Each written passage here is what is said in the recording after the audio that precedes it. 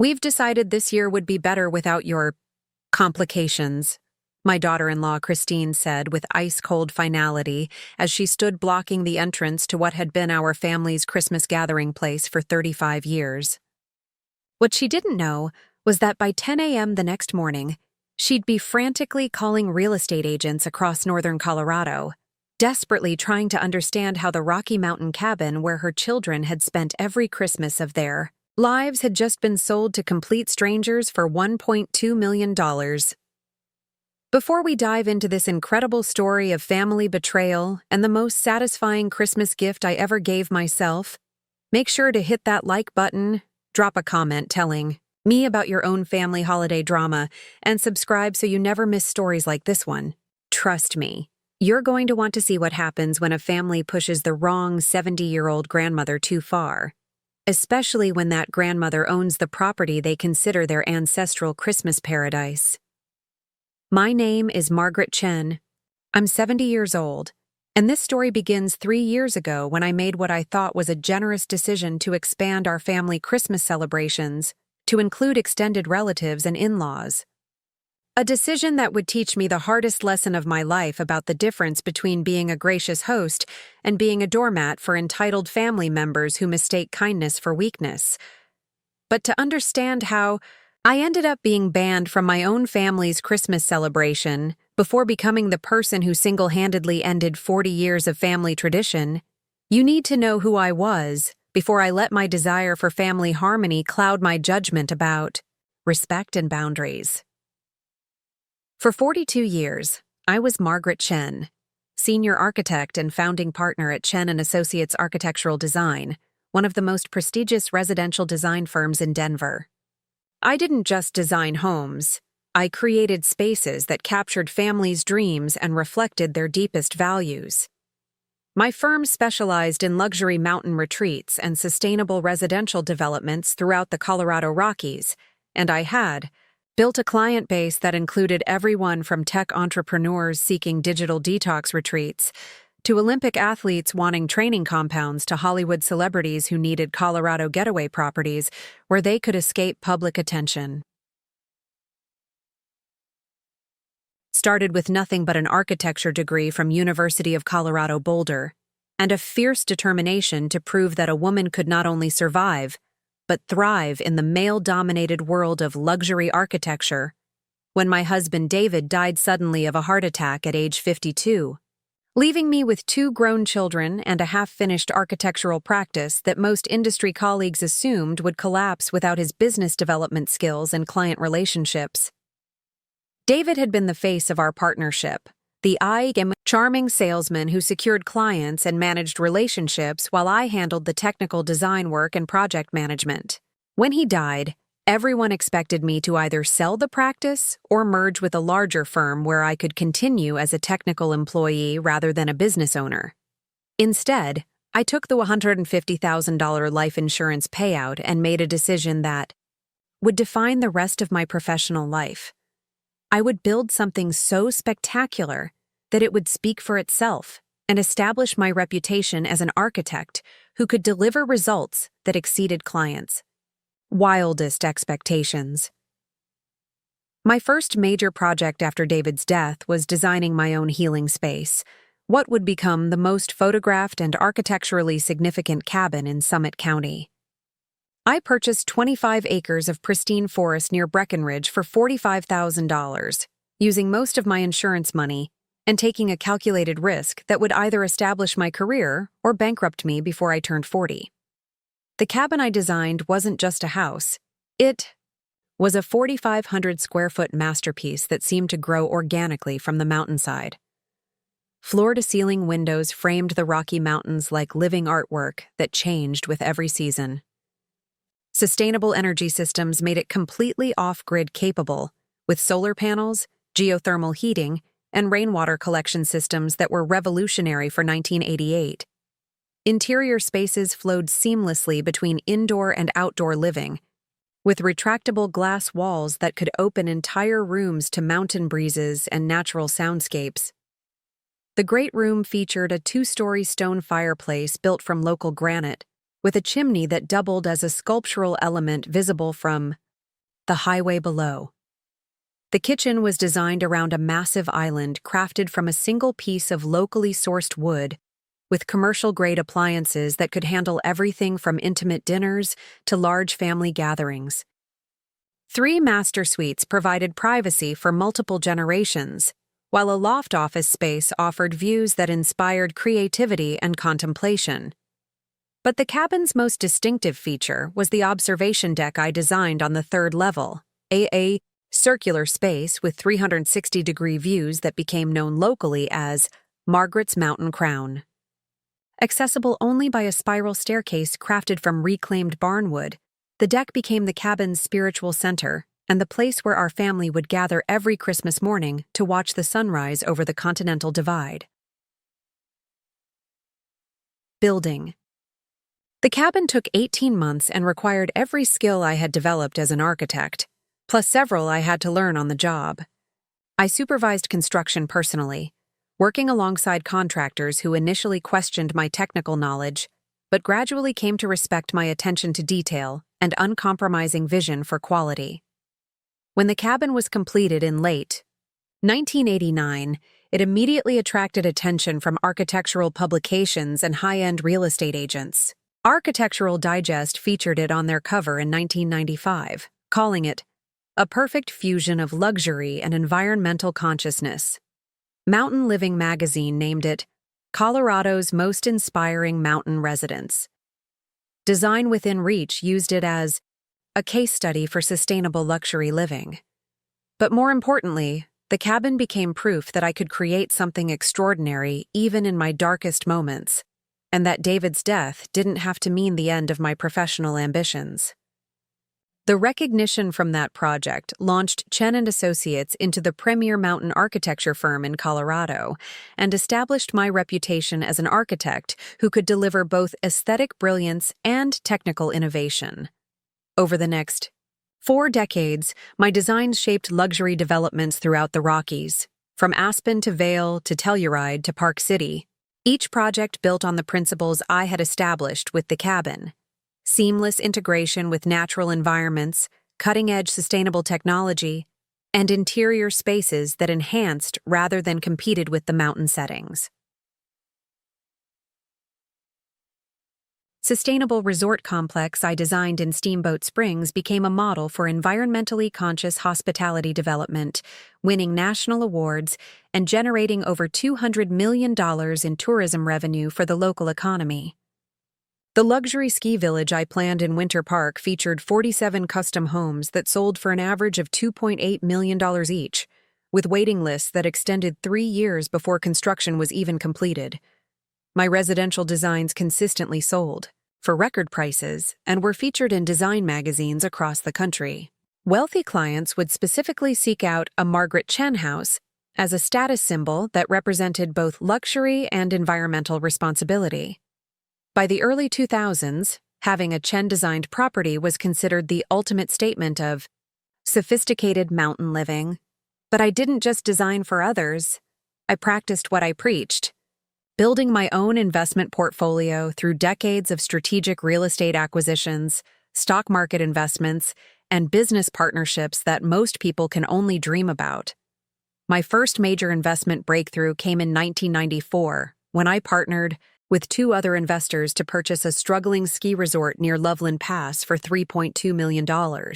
While my partners focused on immediate operational improvements, I saw the potential for complete redevelopment as a luxury destination resort that would attract year-round visitors rather than just winter skiers. I was right. By 2001, that resort was worth $18 million, and my share of the profits funded my next major investment phase, a portfolio of commercial properties in downtown Denver that benefited from the city's explosive growth during the tech boom. A stake in a sustainable building materials company that would eventually be acquired by a major construction conglomerate, and most lucratively, early investments in Colorado marijuana businesses that became legal gold mines when recreational cannabis was legalized in 2014. My cannabis investments alone returned over 2,000% when Colorado's green rush attracted national Investment and my small stakes in cultivation and retail operations became worth millions practically overnight. The building materials company sale generated a $1.8 million payout when it was acquired in 2019.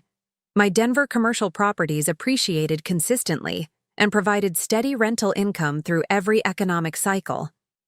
By my 60th birthday, Chen and Associates was managing projects worth over $500 million annually, and I owned the firm outright after buying out David's estate and later partners who couldn't match my vision or work ethic.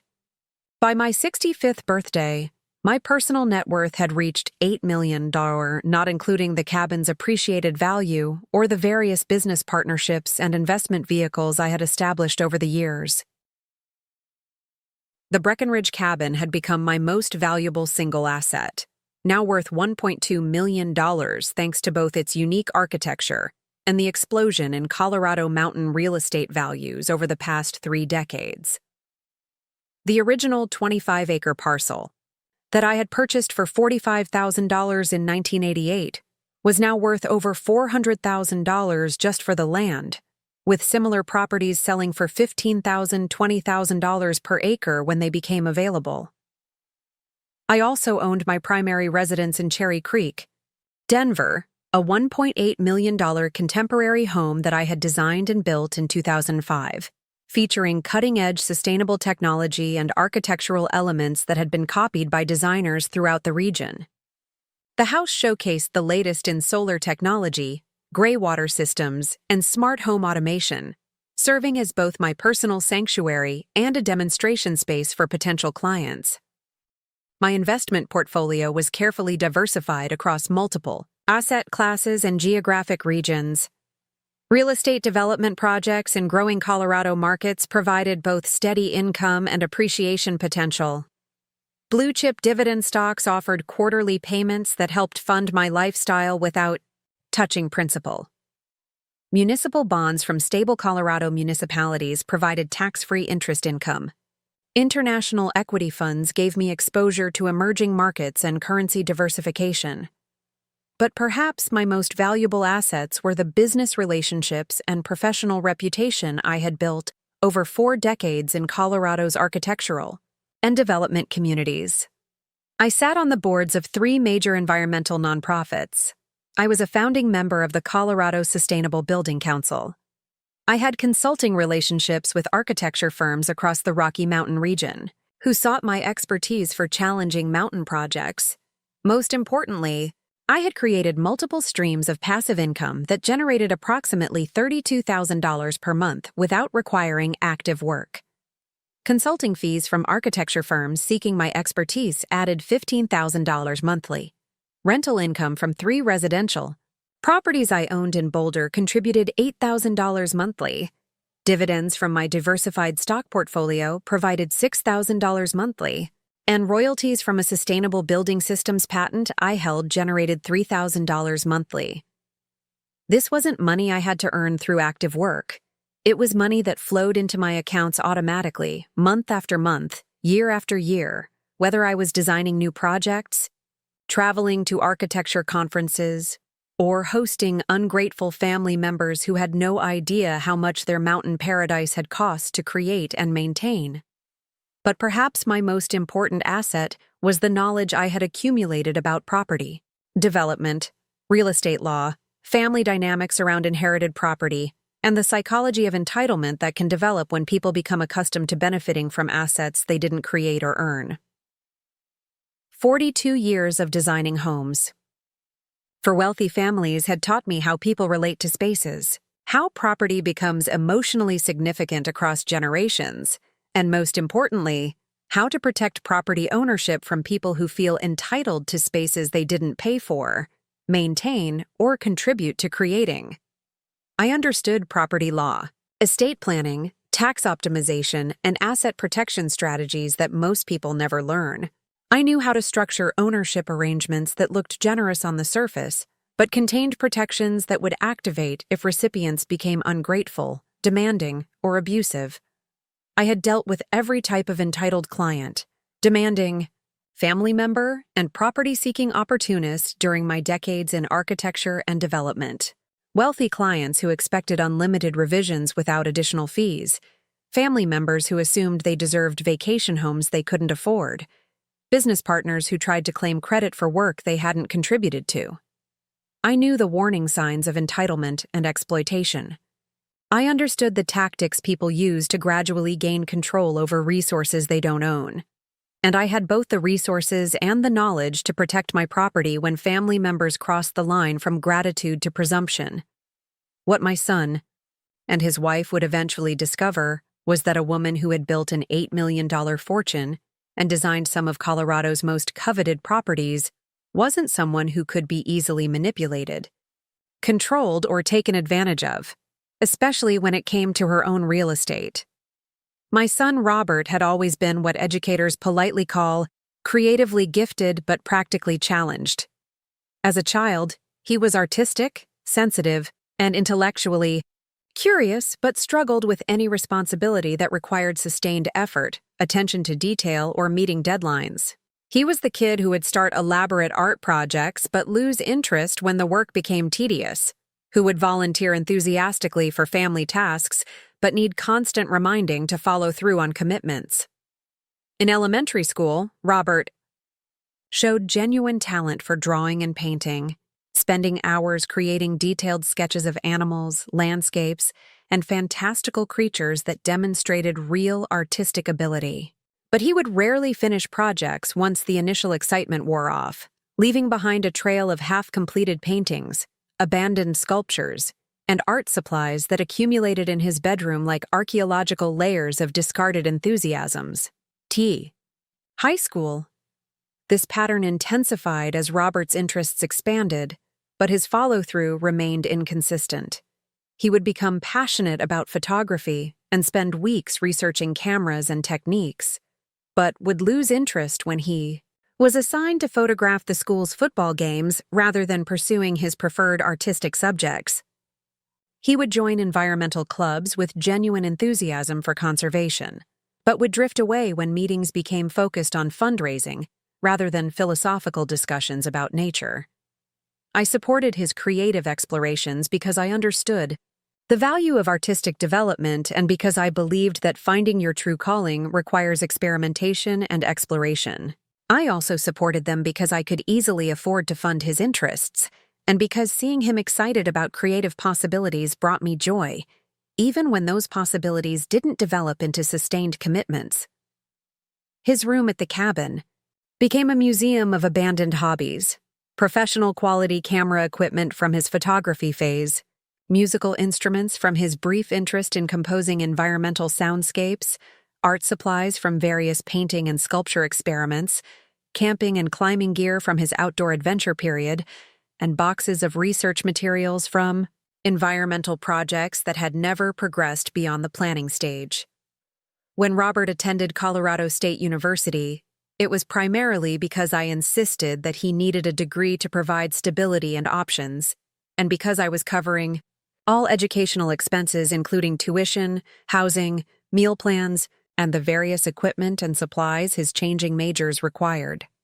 He started as an art major, genuinely excited about developing his artistic talents in a structured academic environment. But he became frustrated when courses required technical skill development and criticism of his work, rather than pure creative expression. He switched to environmental science, drawn by his genuine concern for conservation and sustainability, but struggled with the mathematical and analytical requirements that formed the foundation of the field. Next came communications, which he thought would combine his artistic interest with practical career applications, but he found the coursework too focused on business applications rather than creative expression. He experimented with business administration, thinking it might provide practical skills while allowing flexibility for creative pursuits, but the competitive atmosphere and profit-focused curriculum conflicted with his idealistic worldview.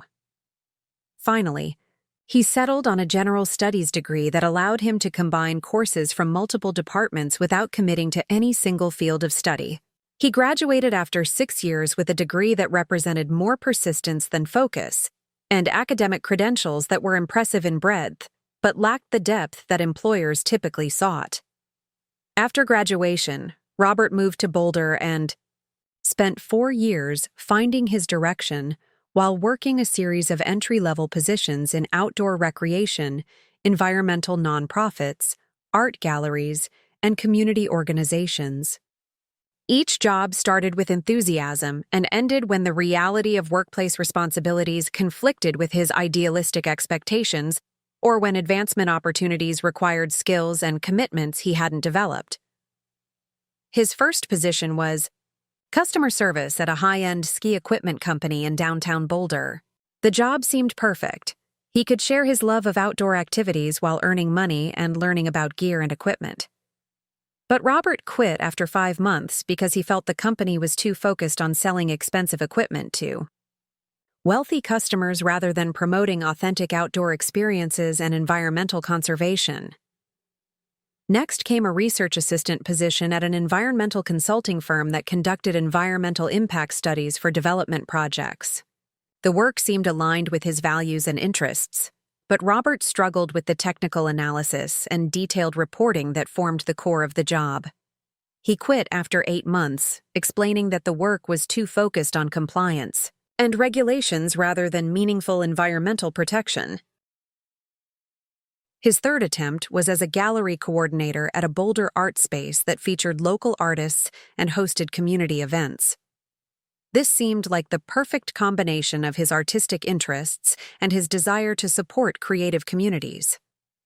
But Robert became frustrated with the business aspects of gallery management, tracking sales, managing inventory, coordinating with artists about pricing and promotion, and quit after 4 months, claiming that commercialization was destroying the authentic artistic expression he wanted to support. Each job loss was explained by philosophical conflicts, personality differences with supervisors, or workplace environments that didn't appreciate his holistic approach to work and life. Robert consistently framed his employment difficulties as evidence that traditional workplaces couldn't accommodate his values and creative vision, rather than as opportunities to develop professional skills and work ethic. I supported him through these career transitions because I believed he was simply taking time to find meaningful work that aligned with his values and talents. I also supported him because I loved him and wanted him to find satisfaction and success, even if his path was different from conventional career development. Looking back, I realize I may have enabled his pattern of avoiding difficult commitments by providing a financial safety net that removed the natural consequences of his choices. When he quit jobs impulsively, he didn't face rent payments, utility bills, or grocery expenses. He faced a comfortable guest room at the cabin, home-cooked meals, and maternal encouragement to keep exploring until you find work that feeds your soul rather than just pays bills. The cabin became Robert's retreat from workplace disappointments and professional challenges. He would spend weeks at a time hiking, reading, painting, and reconnecting with nature after each job ended. While I appreciated his love for the mountains and understood the restorative power of natural environments, I gradually realized that the cabin was becoming an escape from responsibility rather than a source of inspiration for personal growth. When Robert met Christine at age 31, I was hopeful that marriage might provide the external structure, motivation, and partnership he seemed to need to develop more consistent work habits and realistic life planning. Christine was 28, had graduated from University of Colorado Boulder with honors in business administration, and had been working in marketing for outdoor gear companies for 5 years. She seemed practical, ambitious, financially responsible, and genuinely fond of Robert, despite his inconsistent career path and idealistic approach to professional life. Christine came from an upper-middle-class family in Fort Collins where hard work, education, and financial responsibility were emphasized as core family values. Her father, Michael, was a successful insurance broker who had built his own agency from scratch and provided a comfortable lifestyle for his family through disciplined work and smart financial planning. Her mother, Linda, was a high school counselor who had worked throughout Christine's childhood while also managing household responsibilities and community volunteer commitments. Christine had worked her way through college with academic scholarships, summer internships with outdoor gear companies, and part-time jobs in retail and customer service that taught her practical workplace skills and financial management. She understood career planning, budgeting, goal setting, and professional development in ways that Robert had never been forced to learn due to my financial support. During their engagement, Christine seemed to have a genuinely positive influence on Robert's decision-making and follow-through. She encouraged him to complete projects he started, rather than abandoning them when they became challenging.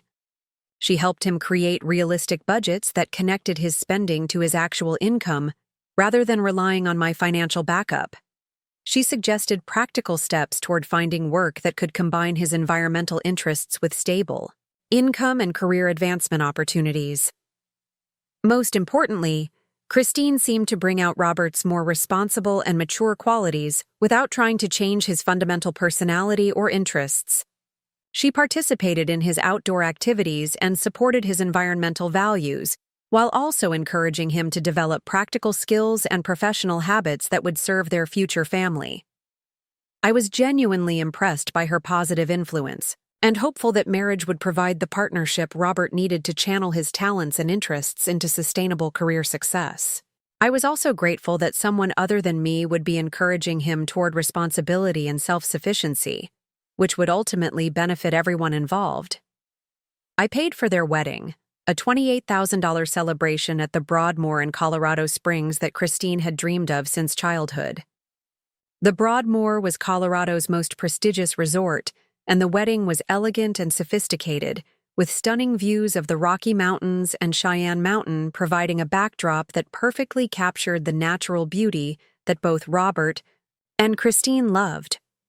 We had 120 guests, including my professional colleagues from the architecture and development communities, longtime family friends who had watched Robert grow up, and Christine's extended family from throughout Colorado. The celebration reflected both families' love of the outdoors and appreciation for natural beauty, with locally sourced flowers, Colorado wines, and menu items that highlighted regional ingredients and culinary traditions. The reception featured a 4-course dinner prepared by the Broadmoor's executive chef, showcasing Colorado lamb, local trout, and seasonal vegetables from nearby farms.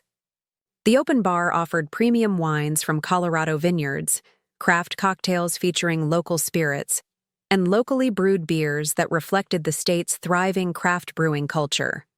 Live music was provided by a folk trio that specialized in mountain wedding entertainment and knew how to create atmosphere without overwhelming conversation. Christine's dress was a stunning designer gown from a Denver boutique that specialized in wedding fashion, and Robert wore a custom suit that actually made him look like the successful professional I hoped he would eventually become.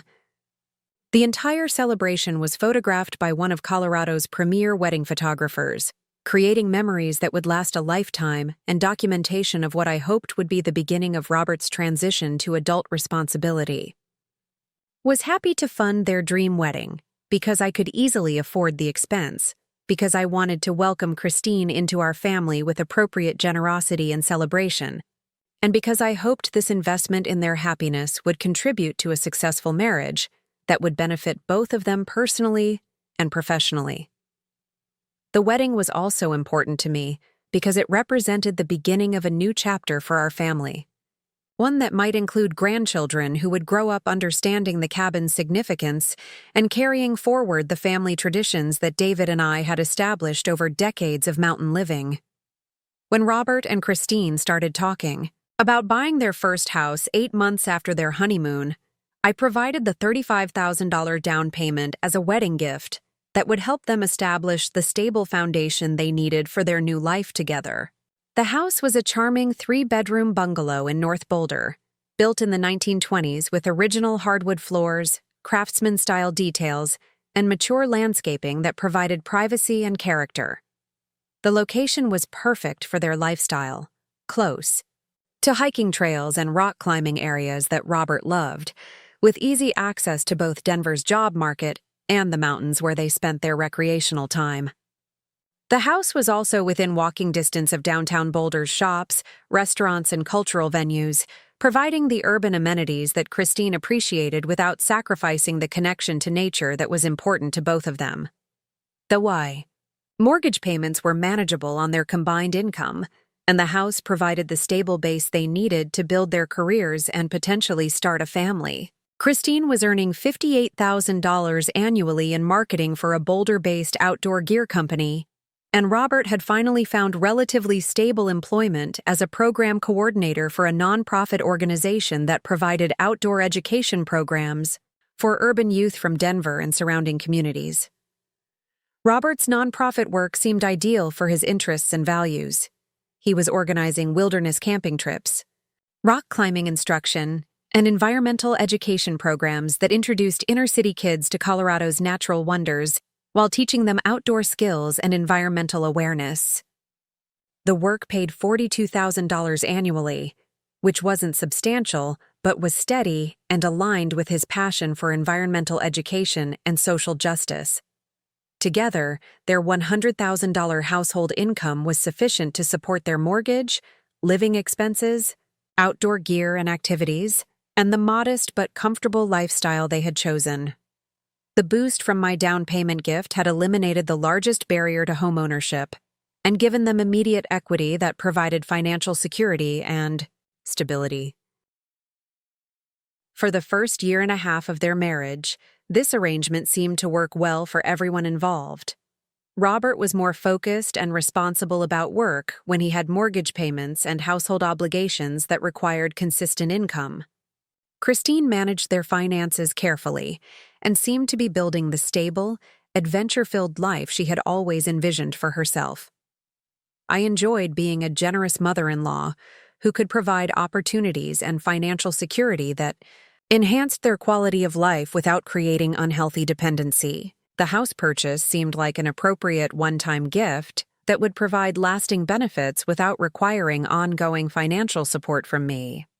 I thought I was witnessing the successful maturation of my son and the beginning of a financially responsible family unit that would eventually include grandchildren, who could grow up with the same connection to Colorado's mountains that had shaped my own life and Robert's childhood.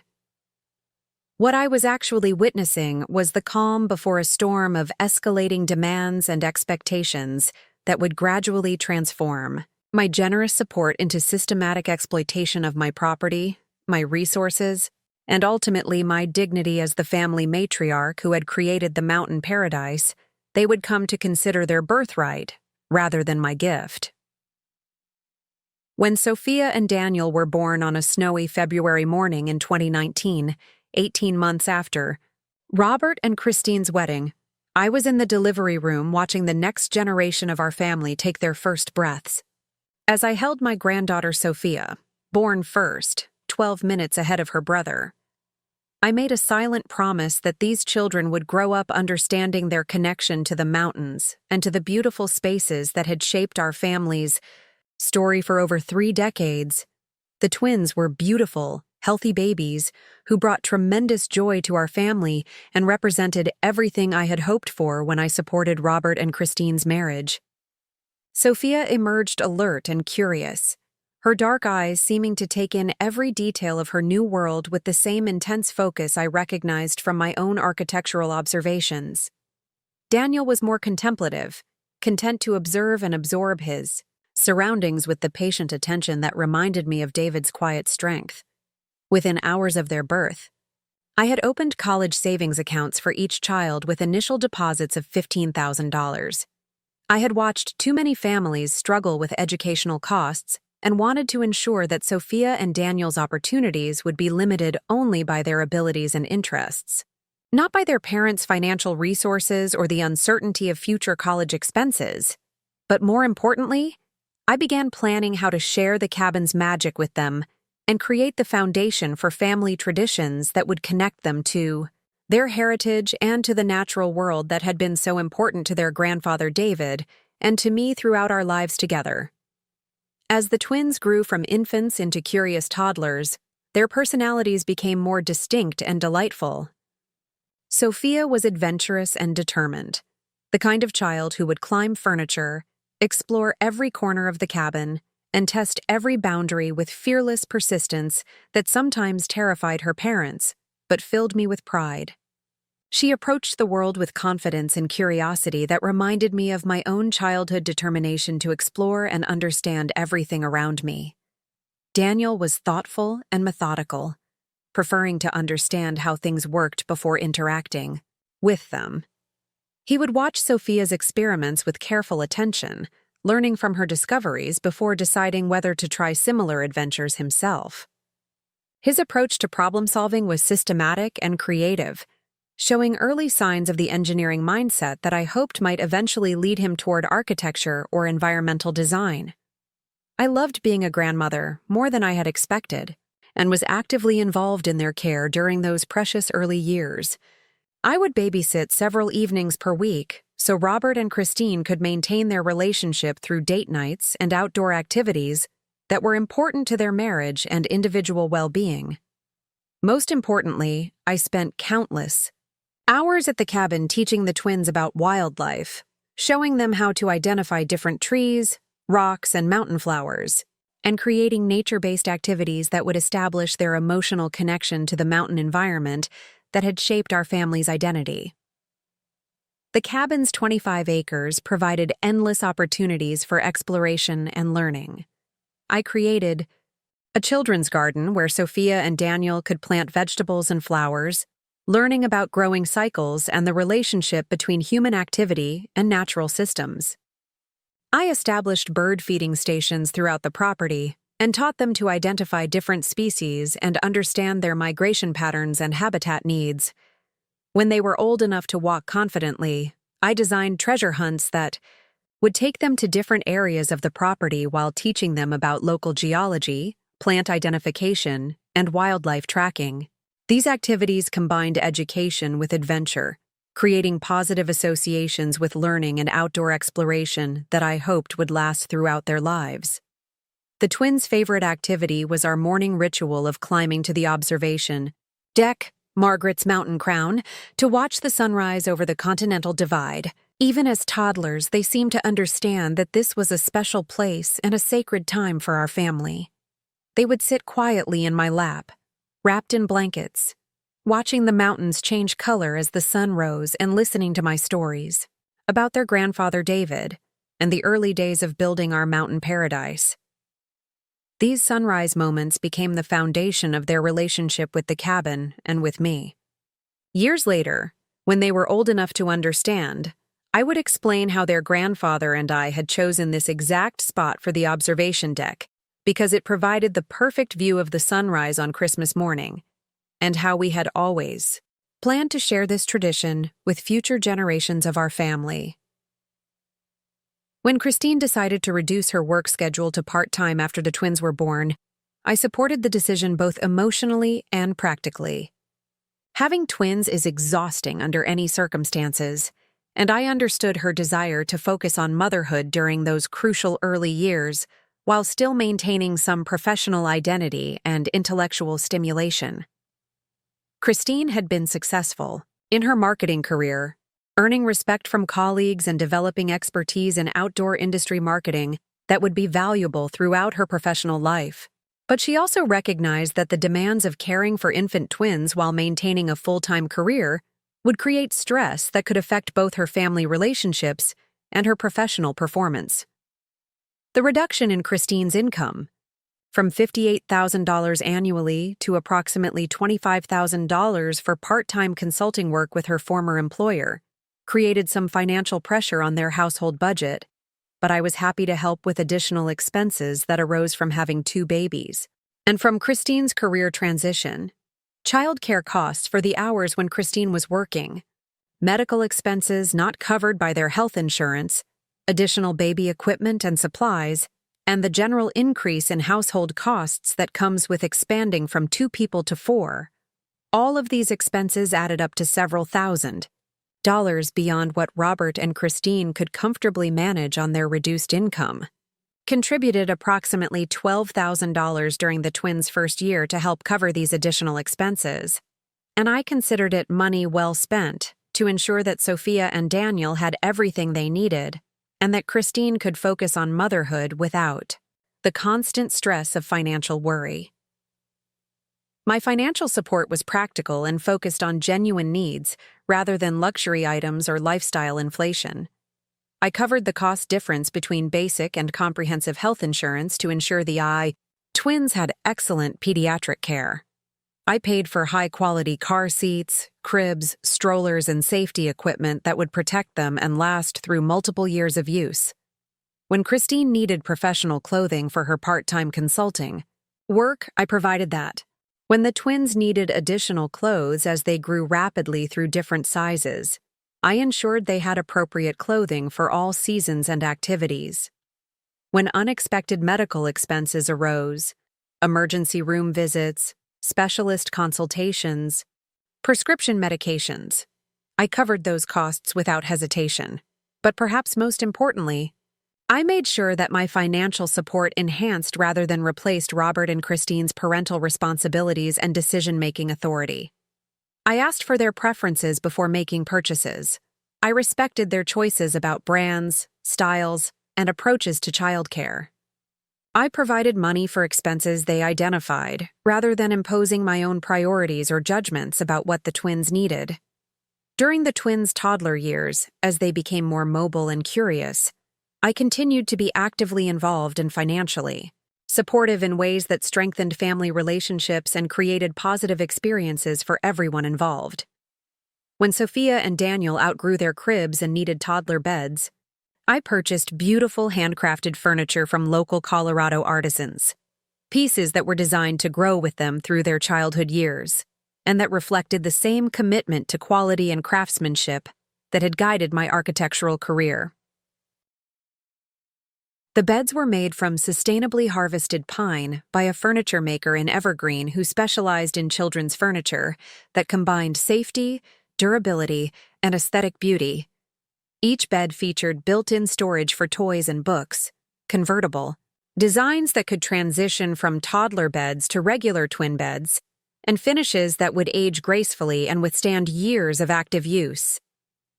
I also commissioned matching dressers, toy chests, and bookcases that would provide organized storage, while teaching the twins to take care of their belongings and create orderly, peaceful living spaces. The furniture was expensive, nearly $3,000 per child, but it was investment-quality pieces that would serve them well into their teenage years and possibly beyond. When the twins needed car seats, strollers, outdoor gear, and the endless array of equipment that active mountain kids require, I provided those items as gifts that gave me genuine joy to give, and that made Robert and Christine's lives easier and safer. The car seats were top-of-the-line models that provided maximum safety protection and would accommodate the twins from toddlerhood through elementary school. The strollers were all-terrain models designed for Colorado's varied landscape, capable of handling everything from city sidewalks to mountain hiking trails. The outdoor gear included appropriately sized backpacks, hiking boots, rain gear, and warm clothing that would allow the twins to participate safely in family outdoor activities. I considered these purchases investments in the twins' safety, development, and connection to the outdoor lifestyle that was so important to our family's identity. Quality gear would last longer, perform better, and ultimately cost less than repeatedly replacing inferior equipment. More importantly, having appropriate equipment would allow Sophia and Daniel to participate fully in family adventures without safety concerns or comfort issues that might create negative associations with outdoor activities. When Sophia showed early interest in art and nature, I was thrilled to encourage her creative development in ways that connected her artistic talents to the natural world that surrounded our family. I set up a dedicated children's art studio in one of the cabin's guest bedrooms, with child-sized easels, washable paints, brushes designed for small hands, and abundant paper and canvas for experimental projects. The art studio overlooked the cabin's gardens and provided natural light that was perfect for artistic work. I stocked it with nature-based art supplies, leaves and flowers for printing projects, interesting rocks and shells for sculpture work, natural pigments that could be used to create earth-toned paints, and books about famous artists who had been inspired by natural environments. Sophia's artistic projects became a bridge between creativity and environmental education. She would collect interesting leaves and create detailed drawings that helped her learn about different tree species. She would paint landscapes that captured different seasons at the cabin, developing observational skills while documenting the changing beauty of our mountain environment. I also arranged for Sophia to take art lessons with a local artist who specialized in nature-based art education for children. These lessons combined traditional artistic techniques with outdoor exploration and environmental awareness, perfectly matching Sophia's interests and our family's values. The art instruction cost $120 per month, which was beyond what Robert and Christine could afford, but I was happy to invest in Sophia's artistic development. The lessons provided professional guidance that I couldn't offer, social interaction with other creative children, and exposure to artistic techniques and materials that would expand her creative possibilities. When Daniel demonstrated fascination with building and engineering, I was equally enthusiastic about encouraging his mechanical interests in ways that might eventually lead him toward architecture, environmental design, or sustainable technology development. I provided increasingly sophisticated construction sets that challenged his problem-solving abilities while teaching principles of engineering, physics, and design. Starting with basic wooden blocks and simple Lego sets, I gradually introduced more complex building systems that required planning, patience, and spatial reasoning skills. Daniel's favorite projects involved creating outdoor building challenges, using natural materials found around the cabin property. We would design and build bridges across small streams, construct shelters using fallen branches and logs, and create water diversion systems that demonstrated principles of hydraulics and environmental engineering. These activities combined hands-on learning with outdoor exploration, teaching Daniel to observe natural systems while developing skills that might serve him throughout his life. More importantly, they established his connection to the cabin as a place of learning and discovery rather than just recreation. I also enrolled Daniel in a robotics program for young children at the Boulder Public Library, a program that introduced basic programming concepts through age-appropriate activities and provided early exposure to technology and engineering careers. The program cost $200 per semester and required transportation to Boulder twice per week, which Robert and Christine couldn't manage with their work schedules and limited budget.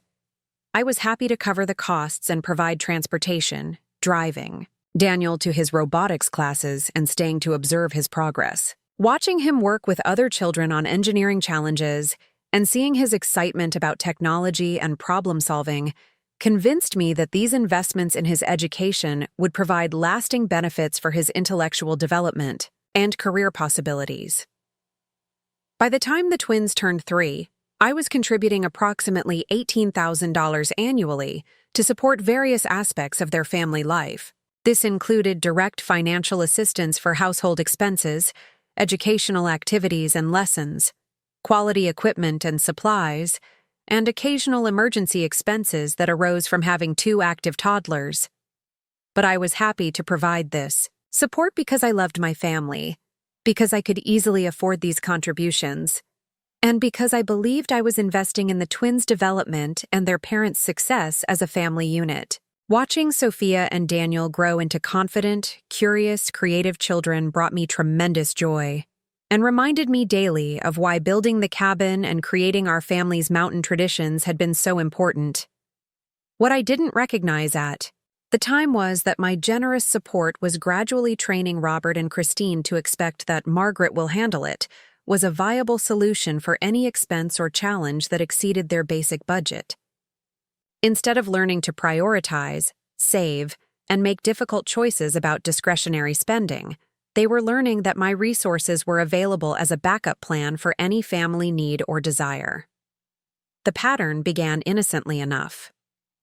When unexpected expenses arose, emergency veterinary bills for their dog, car repairs that exceeded their emergency fund, medical expenses not covered by insurance, they would mention their financial stress during family conversations, and I would offer to help because I could afford to and because I wanted to prevent financial worry from affecting their relationship or their parenting.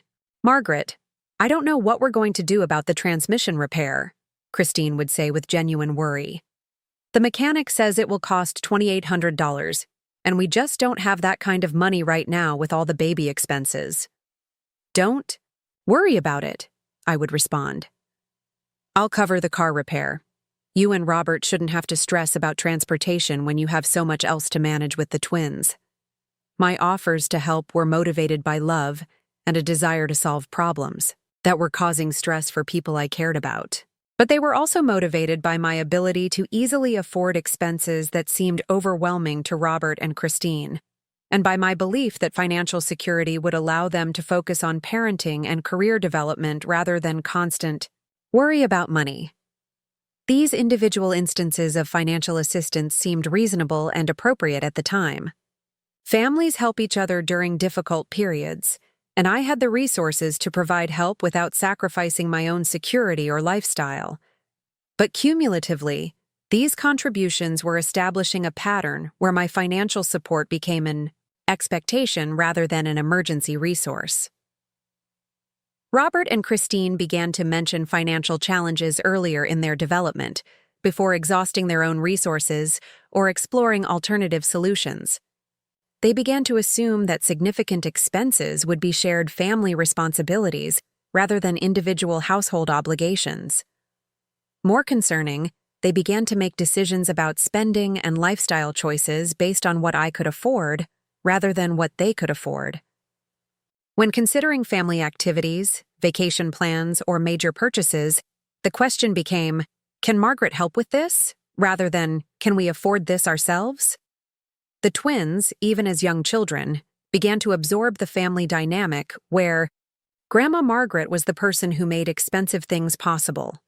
When they wanted toys, activities, or special experiences that their parents said were too expensive, they learned to ask me directly, understanding instinctively that I had different financial capabilities and decision-making criteria.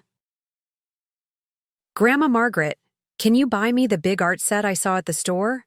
Sophia would ask with complete confidence that this was an appropriate request.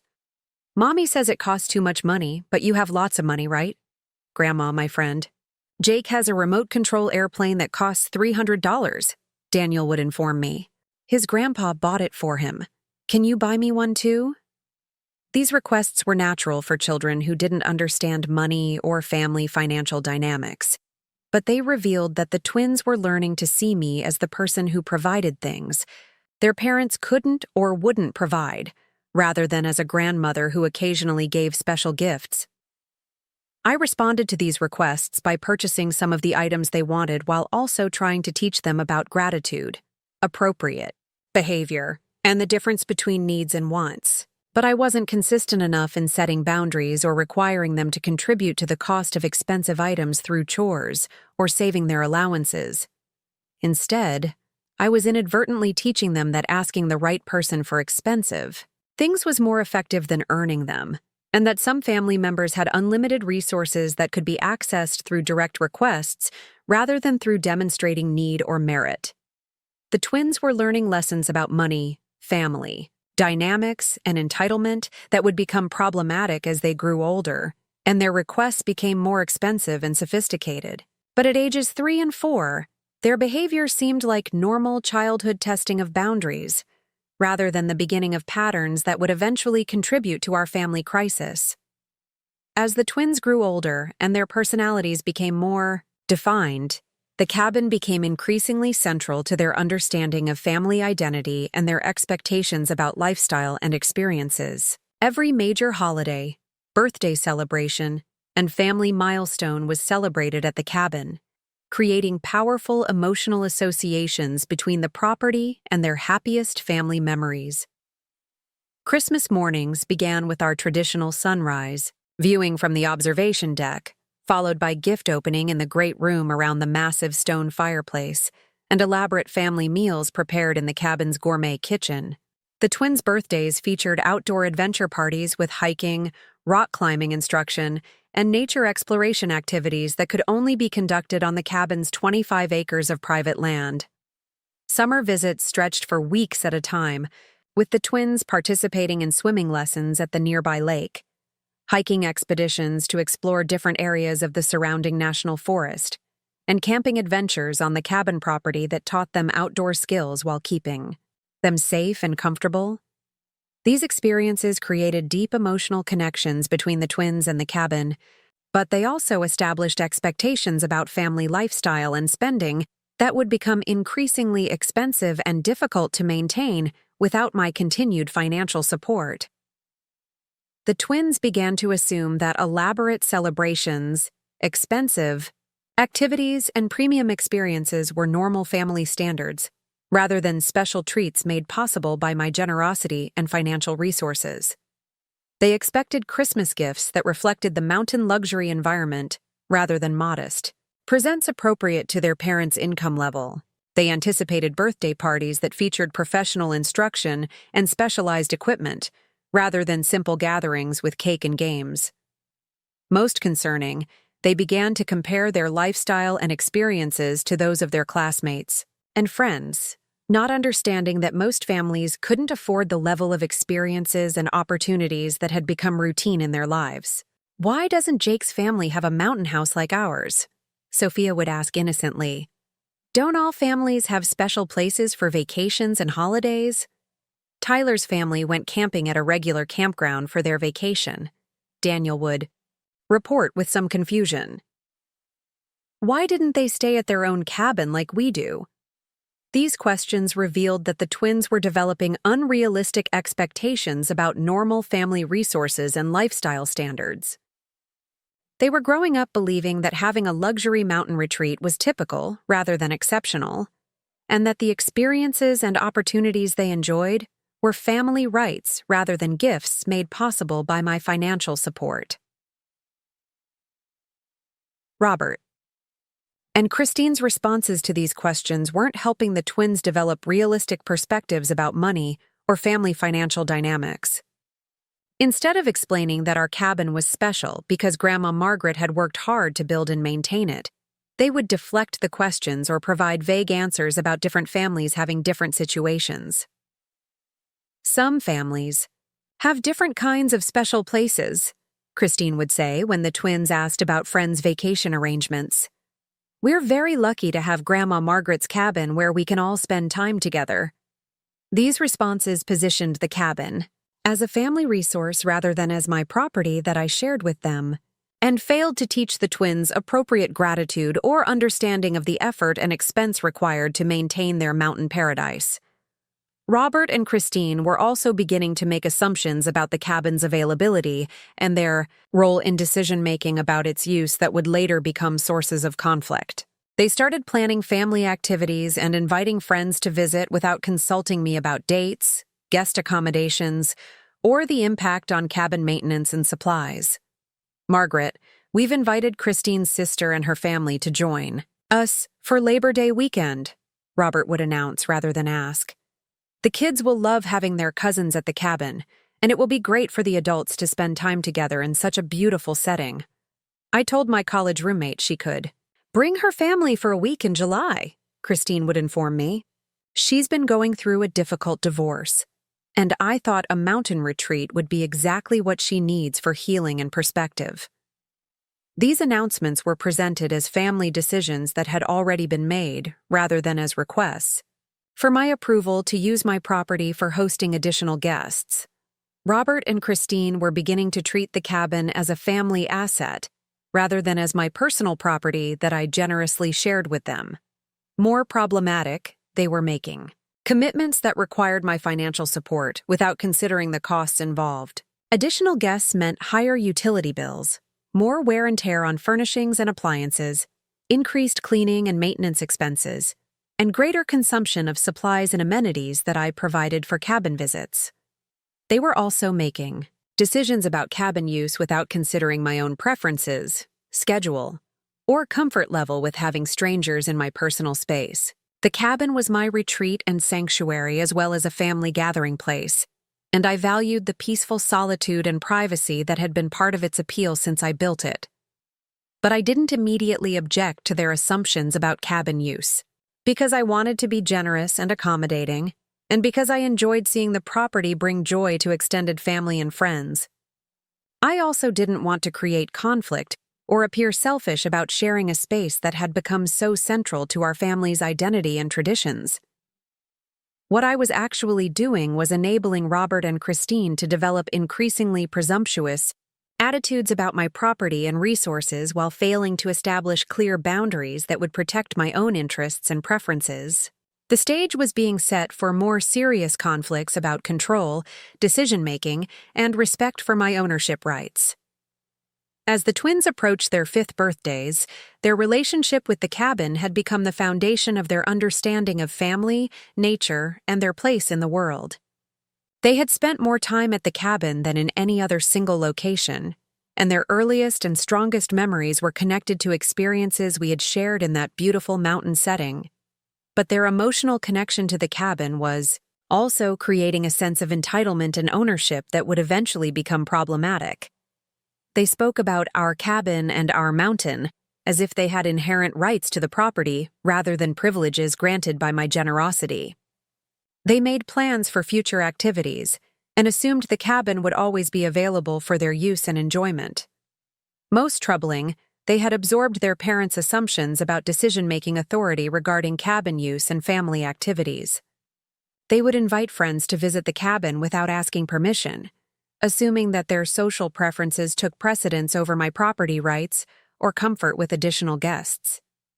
The twins were also beginning to expect that cabin visits would include increasingly expensive activities and experiences. Simple hiking and nature exploration were no longer sufficient entertainment.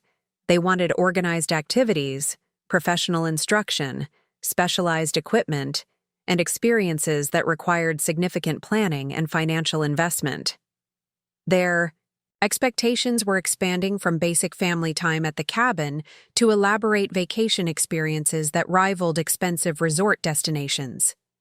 They wanted horseback riding lessons, rock climbing instruction, guided fishing expeditions, and adventure. Activities that cost hundreds of dollars per day and required advance reservations and specialized guides. These evolving expectations reflected the twins' development from simple toddlers who were content with basic outdoor exploration to sophisticated children who had been exposed to luxury experiences and now considered them normal rather than special. They were becoming accustomed to a lifestyle that required significant ongoing financial support while remaining unaware of the costs involved or the effort required to provide those experiences.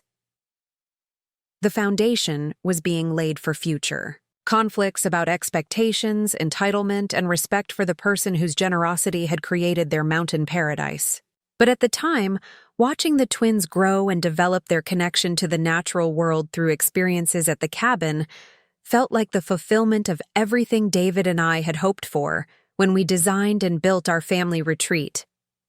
I believed I was creating positive family traditions and supporting the twins' development into confident, capable, nature-loving children who would carry forward our family's values and connections across generations.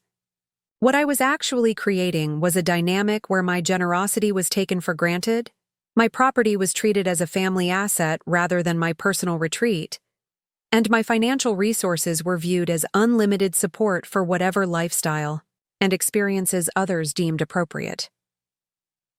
The twins' 5th birthday celebration at the cabin would mark the beginning of a new phase in our family dynamics, one that would test my patience, challenge my generosity, and ultimately force me to make difficult decisions about boundaries, respect, and the true meaning of family loyalty.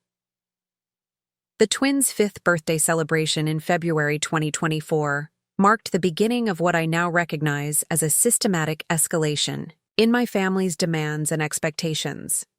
What started as a simple request for a special mountain birthday party evolved into a $4,500 weekend extravaganza that would set new standards for family celebrations and reveal disturbing attitudes about money, entitlement, and my role as the family's financial provider. "Margaret, we want to make this birthday really special since it's such a milestone," Christine explained during a family dinner in January. 5 years old is when kids really start remembering their celebrations, and we want Sophia and Daniel to have amazing memories of their first big kid birthday at the cabin. The initial request seemed reasonable and aligned with my own desires to create meaningful family traditions. I was happy to host a birthday celebration that would give the twins wonderful memories while strengthening their emotional connection to the cabin and to our family's mountain heritage. "What did you have in mind?" I asked, expecting suggestions. "For activities like hiking, nature exploration, or simple outdoor games that would be appropriate for 5-year-olds and cost-effective for a family weekend." "Well," Robert began enthusiastically, "we've been researching birthday party ideas, and there are some amazing companies that specialize in mountain adventure parties for children. They bring all the equipment and instruction for rock climbing, zip-lining, treasure hunts, and outdoor challenges that are specifically designed for kids Sophia and Daniel's age." Christine pulled out her phone and showed me a professionally designed website featuring photographs of children engaged in elaborate outdoor activities with specialized equipment and professional instructors. The activities looked exciting and educational, but they also looked expensive and far beyond what most families would consider for a child's birthday party. "Adventure Birthday Colorado provides everything," Christine continued with growing excitement. "Professional rock climbing walls that they set up on your property, zip lines between trees, treasure hunt activities with real prizes, and educational programs about wildlife and environmental conservation. It's exactly the kind of experience that would combine fun with learning in the beautiful cabin setting. And the best part," Robert added, "is that they handle all the setup, supervision, and cleanup. We could invite both sets of grandparents, Christine's sister's family, and several of the twins' friends from preschool without having to worry about managing activities or keeping everyone entertained." The proposed guest list had expanded from immediate family to 15 adults and 8 children, transforming a simple birthday celebration into a major social event that would require significant planning, preparation, and expense. More concerning was the assumption that I would host and presumably fund this elaborate celebration without being consulted about the scope, cost, or my comfort level with such a large gathering. "How much would something like this cost?" I asked, beginning to understand that this wasn't going to be a simple family birthday party. "The adventure activities are $2,200 for the full-day package," Christine replied. "But that includes everything: equipment, instruction, insurance, setup, and cleanup. When you consider that it would normally cost over $100 per child for similar activities at adventure parks, it's actually a really good value for the experience they'll provide. And we'd need catering since we're talking about 23 people," Robert added. "Mountain Catering Company does amazing family-style meals that would be perfect for a birthday celebration. Their kids' party package is $1,800 and includes everything from appetizers to birthday cake, plus decorations, party favors, photography to capture all the memories, and maybe some special birthday gifts that reflect the mountain adventure theme," Christine continued. "We're thinking the total cost would be around $4,500, but it would create memories that last a lifetime and establish a new tradition for milestone birthdays." I sat quietly for a moment, processing the fact that my family had researched, planned, and priced an elaborate birthday celebration costing more than many families spend on entire vacations, and were now presenting it to me as a proposal that seemed to assume my approval and financial support. The amount wasn't the issue. I could easily afford $4,500 for the twins' birthday celebration. The issue was the presumption that such an expensive celebration was appropriate for 5-year-olds, the assumption that I would fund whatever they planned, and the complete absence of consideration for less expensive alternatives that might be equally meaningful. "Have you considered simpler activities that might be just as special for the twins?" I asked carefully. "Hiking adventures, nature scavenger hunts, campfire storytelling, or other activities that would create wonderful memories without requiring professional companies and elaborate setups?" Robert and Christine exchanged glances that revealed their disappointment with my suggestion. They had clearly become invested in their elaborate party vision and weren't interested in scaling back their plans to more modest alternatives. "Margaret, we want this to be really special," Christine said with a tone that suggested my alternatives weren't adequate. "The twins have been talking about their birthday party for weeks, and they're expecting something amazing. We don't want to disappoint them with basic activities when we have the opportunity to give them something truly memorable. And honestly," Robert added, "this is the kind of experience that will help them develop confidence, outdoor skills, and positive associations with challenge and adventure. It's not just a party, it's an investment in their development and their relationship with the mountains." They were reframing an expensive birthday party as an educational investment and character-building experience, using my own values about outdoor education and child development to justify expenditures that seemed disproportionate to the occasion. Agreed to fund the birthday celebration because I loved the twins and wanted them to have wonderful memories, because I could afford the expense without financial hardship, and because I didn't want to be seen as selfish or unsupportive when my family was asking for help creating special experiences.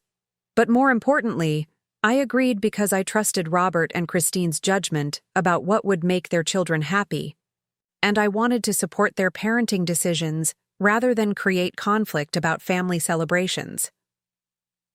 What I didn't realize was that this decision established a precedent that elaborate, expensive celebrations were normal family standards, and that my financial support would be available for whatever level of experience they deemed appropriate for family milestones. The birthday party itself was spectacular. Adventure Birthday Colorado transformed our cabin property into a children's adventure park with professional-grade rock-climbing walls, zip lines that carried laughing children between mature pine trees, and treasure hunt activities that taught the twins and their friends about local wildlife while providing exciting challenges and real prizes. Sophia thrived on the physical challenges, fearlessly attempting every activity and encouraging shyer children to try new experiences. Daniel approached each challenge methodically, observing other children's techniques before attempting activities himself and demonstrating the same systematic problem-solving approach that had characterized his personality since infancy. Professional instructors were excellent, providing age-appropriate safety instruction while encouraging children to push their comfort zones and develop confidence in outdoor activities. The educational components genuinely taught the children about local ecosystems, wildlife behavior, and environmental conservation in ways that were engaging and memorable. Mountain Catering Company provided a feast that impressed both adults and children, with gourmet versions of kid-friendly foods, locally sourced ingredients, and beautiful presentation that reflected the mountain setting. The birthday cake was a work of art featuring an edible replica of our cabin surrounded by Sugarcraft mountains and wildlife figures. All the adults commented on the exceptional quality of the celebration and the obvious joy it brought to the twins and their friends. Christine's parents, who had driven from Fort Collins, were particularly impressed by the scale and thoughtfulness of the party planning. "Margaret, this is incredible," Christine's mother Linda said as we watched children zip-lining between trees, while their parents enjoyed gourmet appetizers on the cabin's deck. "I've never seen anything like this for a children's birthday party. Sophia and Daniel are so lucky to have experiences like this." "The twins will remember this forever," Christine's father Michael added. "This is the kind of childhood memory that shapes how kids think about family and celebrations. You're giving them something really special." The compliments and positive feedback reinforced my decision to fund the elaborate celebration and made me feel good about providing experiences that brought joy to people I loved. Watching the twins' excitement and seeing their friends' amazement at the adventure activities and beautiful cabin setting gave me tremendous satisfaction. But the birthday party also established new expectations and standards that would affect future family celebrations and create pressure for increasingly elaborate and expensive events. The twins began to expect that birthdays would feature professional entertainment, specialized activities, and experiences that required significant planning and financial investment. More concerning, other family members began to assume that Margaret-funded celebrations were family entitlements rather than generous gifts, and that future milestones would be marked with similar levels of expense and elaboration. Next year, for their 6th birthday, we should do a winter adventure theme, Robert suggested as we cleaned up after the party. Snow sports instruction, sledding competitions, maybe even a horse-drawn sleigh ride through the national forest. The twins would love learning to ski or snowboard on their birthday. And for Christmas this year, we should definitely plan something special to match the birthday party standards, Christine added. Maybe professional Christmas photography, elaborate decorating themes, or special holiday activities that make Christmas at the cabin as memorable as their birthday celebration. They were already planning future expensive celebrations and assuming my continued financial support for whatever level of experience they deemed appropriate.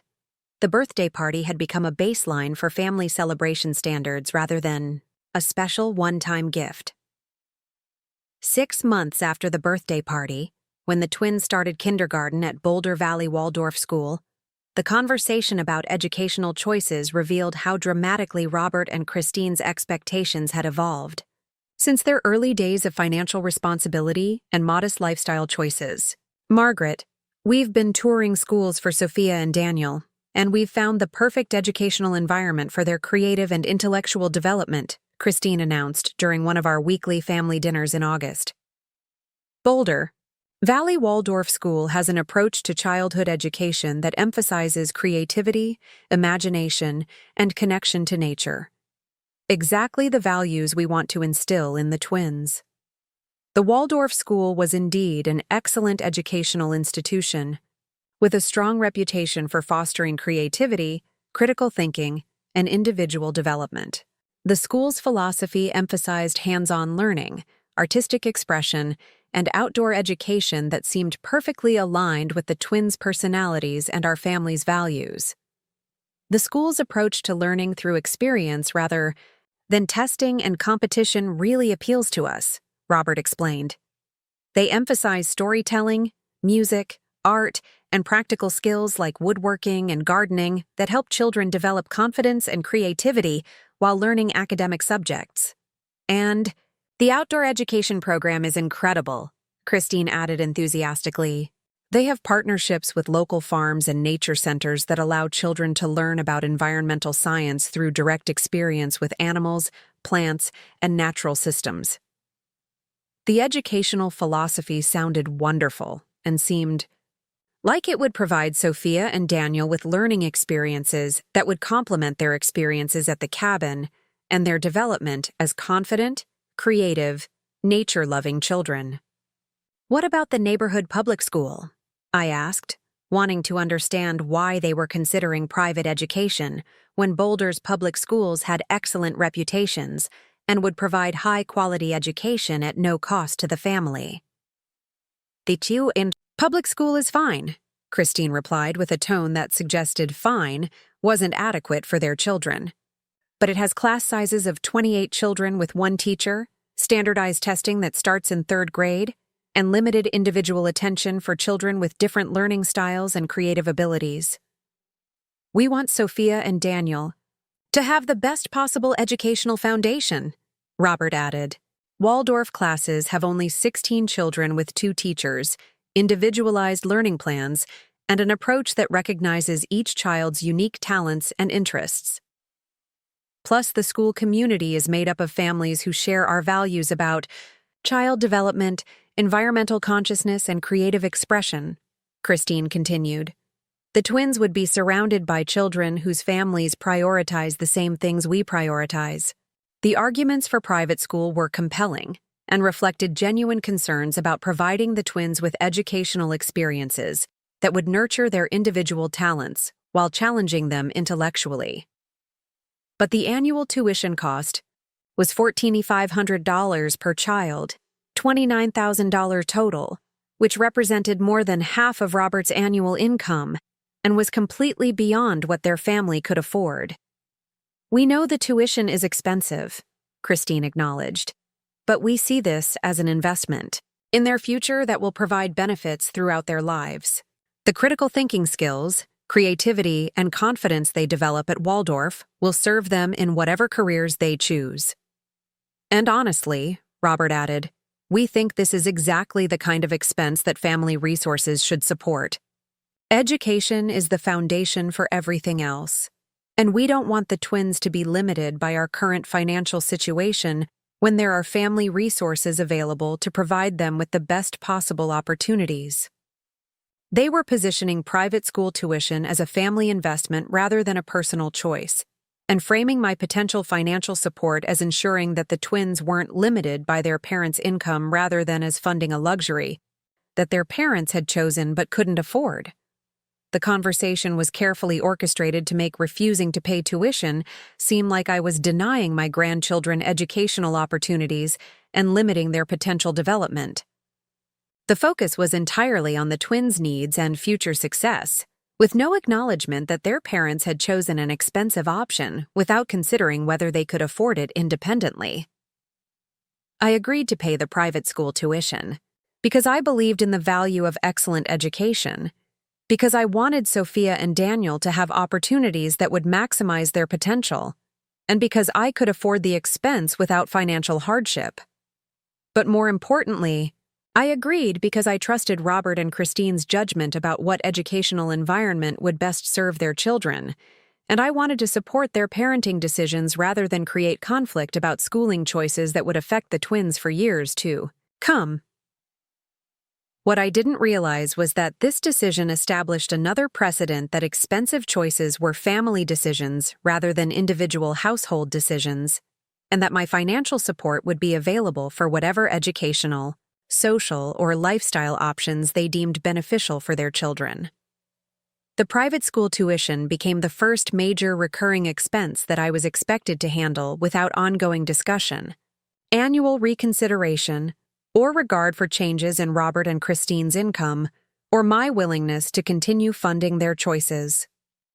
During the twins' first year at Waldorf School, their educational and social experiences expanded dramatically, but so did their expectations about activities, equipment, and experiences that required ongoing financial support beyond basic tuition costs. The school's emphasis on music education meant that both children needed instruments for their individual and group music instruction. Sophia chose violin, which required a child-sized instrument, case, bow, music stand, and ongoing maintenance that cost approximately $800 initially and $200 annually for strings, adjustments, and repairs. Daniel selected recorder and drums, which required a professional quality wooden recorder, a practice drum set for home use, rhythm instruments for school performances, and music books and accessories that totaled approximately $600 initially and $150 annually for replacements and additions. The school really emphasizes that children should have quality instruments that produce beautiful sounds and inspire musical development, Christine explained when presenting me with invoices for musical equipment. Cheap instruments are frustrating for children and can create negative associations with music learning. The school's outdoor education program required specialized clothing and equipment for hiking, camping, and seasonal outdoor activities. Waterproof hiking boots, rain gear, warm layers for winter outdoor education, backpacks designed for children, and sun hats and protective clothing for summer activities totaled approximately $400 per child and needed replacement as they grew. We want to make sure Sophia and Daniel can participate fully in outdoor education without being limited by inadequate gear, Robert explained when requesting funding for outdoor equipment. The school's outdoor programs are one of the main reasons we chose Waldorf, and we don't want the twins to miss experiences because of equipment issues. The school's emphasis on artistic expression meant ongoing costs for art supplies, project materials, and creative tools that exceeded the basic supplies included in tuition. Special papers for wet-on-wet watercolor techniques, natural modeling materials like beeswax and clay, woodworking tools sized for children, and textile materials for handwork projects cost approximately $300 per child per semester. Art education at Waldorf isn't just drawing and painting, Christine explained when requesting funding for specialized art supplies. It's about developing fine motor skills, spatial reasoning, and creative problem-solving through hands-on work with natural materials. Each request was presented as supporting the twins' educational development rather than as optional expenses, and was framed in terms of the school's requirements or recommendations rather than as family choices about discretionary spending. More concerning was the way these requests were presented as urgent needs rather than as advance planning for anticipated expenses. Musical instruments were needed before next week's music class. Outdoor gear was required for the camping trip that's already been scheduled. Art supplies were necessary for the project that starts Monday. The timing pressure made it difficult for me to research alternatives, compare prices, or suggest that Robert and Christine should budget for educational expenses rather than treating them as emergency costs that required immediate external funding. By the end of the twins' first year at Waldorf, I had contributed approximately $4,200 beyond tuition costs to support their educational expenses. Combined with the $29,000 annual tuition, my educational support for the twins totaled $30,200, more than many families' entire annual income and more than Robert earned from his nonprofit work. But I was happy to provide this support because I believed in investing in the twins' development, because the school was providing excellent educational experiences, and because I could see the positive effects of creative, individualized education on their confidence and intellectual growth.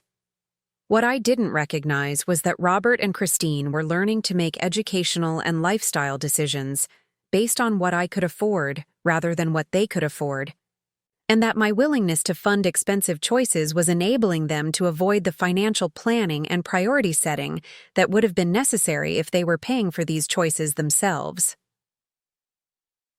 8 months into the twins' first year at Waldorf, Robert made an announcement that would dramatically increase the family's dependence on my financial support while demonstrating how far their expectations had evolved from their early days of modest living and financial responsibility. Margaret, I've been offered an incredible opportunity that could really advance my career and provide better income security for our family, Robert announced during one of our weekly coffee meetings. The Rocky Mountain Environmental Alliance has invited me to join their staff as Regional Education Coordinator, developing and implementing environmental education programs throughout Colorado. The position sounded like an excellent match for Robert's interests and values, combining his passion for environmental protection with his experience in education and program development. The organization had a strong reputation for effective environmental advocacy and educational outreach throughout the Rocky Mountain region. The job would involve designing curriculum for schools, organizing community workshops, coordinating with other environmental organizations, and developing partnerships with outdoor education providers, Robert explained with genuine enthusiasm.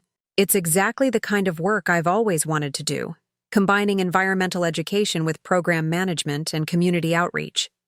That sounds wonderful, I replied, pleased to see Robert excited about a career opportunity that seemed aligned with his talents and interests.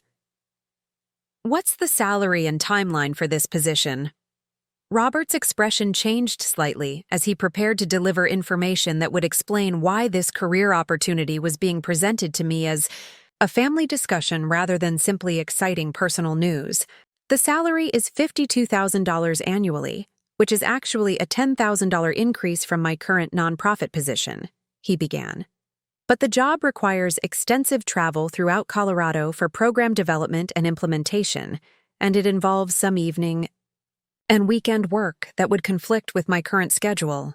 The travel requirements mean I'd need a more reliable vehicle, he continued. My current car has 180,000 miles and isn't appropriate for mountain driving in winter conditions or for representing a professional environmental organization at meetings and conferences. Christine jumped in to provide additional context that revealed the scope of financial support this career opportunity would require. We've been researching vehicles that would be appropriate for Robert's new position, and we need something that combines professional appearance with all-weather reliability and cargo space for educational materials and equipment. A late-model Subaru Outback or similar all-wheel drive vehicle would be perfect, Robert explained. Reliable, fuel-efficient, good in snow, and appropriate for both professional meetings and outdoor education activities. We're looking at vehicles in the $28,000 to $32,000 range. The career opportunity was contingent on my funding a vehicle purchase that represented approximately 60% of Robert's new annual salary, and was completely beyond what the family could afford, given their current expenses and my existing financial support for household costs and the twins' education. We also think this is a good time to consider professional development investments. That would enhance Robert's effectiveness in his new role, Christine added. Additional training in environmental education, program management certification, and membership in professional organizations that would provide networking and continued learning opportunities. The total investment in Robert's career development would be approximately $35,000, Christine explained. The vehicle purchase, plus training programs, conference attendance, and professional memberships that would help him succeed in his new position and potentially advance to higher-level opportunities within the environmental field. They were presenting Robert's career change as a family investment that required my financial support and positioning my funding as enabling his professional development rather than simply covering expenses they couldn't afford. More concerning was their assumption that Robert's career advancement was a family priority that justified whatever financial support was necessary, regardless of whether they had explored less expensive alternatives or considered the cumulative impact on my budget and their dependence on my funding. I agreed to provide the career transition funding because I wanted to support Robert's professional development, because the position seemed like genuine progress toward meaningful work, and because I hoped that higher income and career satisfaction would eventually reduce their dependence on my financial support. But I also agreed because I believed this was a temporary investment that would provide lasting benefits, and because Robert and Christine had presented the opportunity as requiring immediate action to secure a position that might not be available if we delayed while exploring alternative funding sources. What actually happened was that Robert's new career created additional ongoing expenses while providing modest income improvement that was quickly absorbed by lifestyle inflation rather than reducing their dependence on my financial support. The vehicle purchase, professional development costs, and increased travel expenses associated with Robert's new position totaled approximately $38,000 in the first year, while his salary increase provided only $10,000 in additional household income. More problematically, Robert's career success and professional recognition reinforced his and Christine's belief that my financial support was enabling important family achievements rather than simply covering expenses they couldn't afford independently. Robert's work is getting recognition throughout the environmental community, Christine would report proudly. His programs are being implemented by organizations across Colorado, and he's been invited to speak at the Regional Environmental Education Conference in Denver. The new position has opened doors for Robert that could lead to even better opportunities, she would continue. We're so grateful that you made this career advancement possible through your support for his professional development. They were attributing Robert's professional success to my financial support rather than to his talents and efforts, which reinforced their dependence on external funding while diminishing their confidence in their ability to achieve goals through their own resources and planning. By the time the twins turned 6, I was contributing approximately $55,000 annually to support various aspects of their family life. Private school tuition, educational expenses, Robert's career development costs, vehicle payments, household assistance, and ongoing support for family activities and celebrations that had become expectations rather than special gifts. This level of financial support exceeded Robert's entire annual income and represented a lifestyle that was completely unsustainable without my ongoing contributions. But Robert and Christine had gradually adjusted their expectations and planning around my support, rather than developing independence or scaling their choices to match their actual earning capacity. Most troubling was the complete absence of discussion about reducing their dependence on my funding or developing long-term financial independence. Instead of viewing my support as temporary assistance that would help them build toward self-sufficiency, they had restructured their entire lifestyle around the assumption that Margaret's funding would be available indefinitely for whatever choices they deemed appropriate for their family. The twins were also absorbing lessons about money, family dynamics, and entitlement that would become increasingly problematic as they grew older, and their understanding of family financial arrangements became more sophisticated. "Grandma Margaret, why do other kids' families have to save money for things when we can just ask you?" Sophia asked during one of our cabin visits. "Emma's mom said they can't afford dance classes, but couldn't her grandma just pay for them?" "Like you pay for mine." "Grandma, Tyler's family is selling their house because his dad lost his job," Daniel reported with confusion. "Why don't they just ask their family for money like we do when we need help?" These questions revealed that the twins were developing unrealistic expectations about normal family financial resources and dynamics. They were learning that asking family members for money was a viable solution to financial challenges, rather than understanding that most families must live within their own means and make difficult choices about priorities and spending.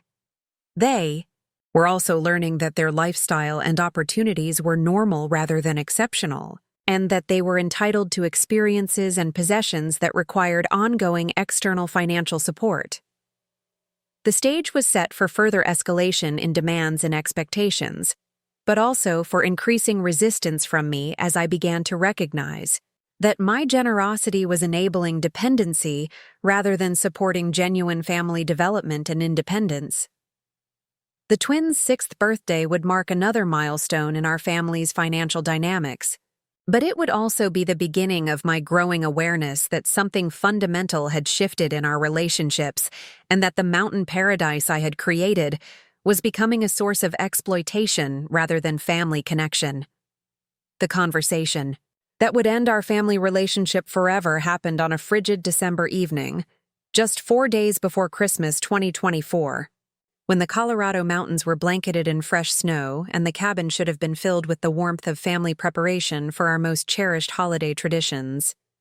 Instead, I found myself sitting in the cabin's great room, surrounded by my son, daughter-in-law, and now 7-year-old twins, listening to what Christine would later call a necessary family intervention, but what I recognized as the culmination of 3 years of systematic manipulation and financial exploitation.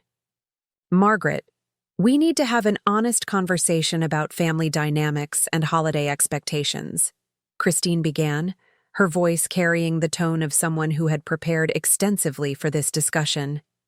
"We've been talking as a family, and we feel that some changes need to be made to ensure that everyone can enjoy Christmas without unnecessary stress and conflict."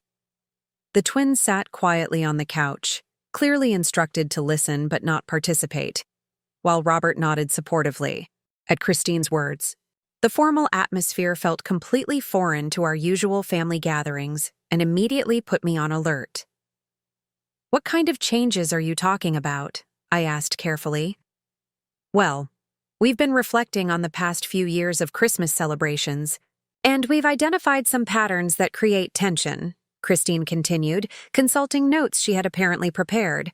"You tend to micromanage holiday preparations instead of allowing us to take ownership of creating our own family traditions. You make decisions about menus, decorations, and activities without consulting us about our preferences. And you sometimes make comments about expenses that make us feel uncomfortable about enjoying the experiences you're providing," Robert added. "It creates a dynamic where we feel like we're walking on eggshells instead of celebrating as a family." I was having difficulty processing what I was hearing.